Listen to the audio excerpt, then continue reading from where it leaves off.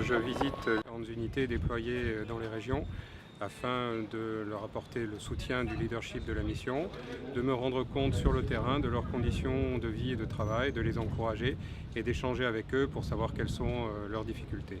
C'est lequel vous ne pouvez pas rentrer. Vous comprenez? Maintenant, si vous voulez faire aller n'importe où, il faut que vous ayez votre propre...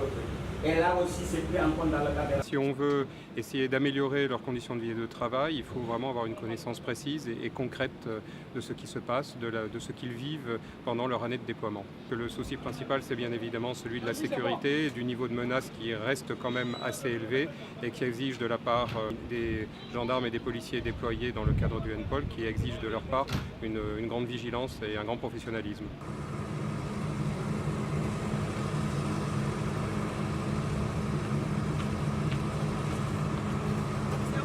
Ce soir, les UNPOL sortent dans les rues de Gao pour effectuer une patrouille de plusieurs heures, rassurer la population bien sûr, prendre contact avec elle, avec les personnes qu'ils rencontreront et dissuader toute activité délinquante, criminelle ou terroriste dans l'agglomération de Gao.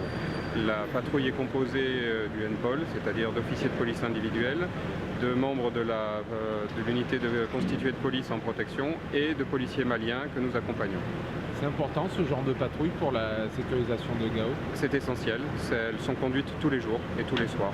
Dans toutes les localités où sont implantés des UNPOL, des patrouilles sont menées quotidiennement, de jour et de nuit, en compagnie des forces de sécurité maliennes lorsqu'elles y sont présentes.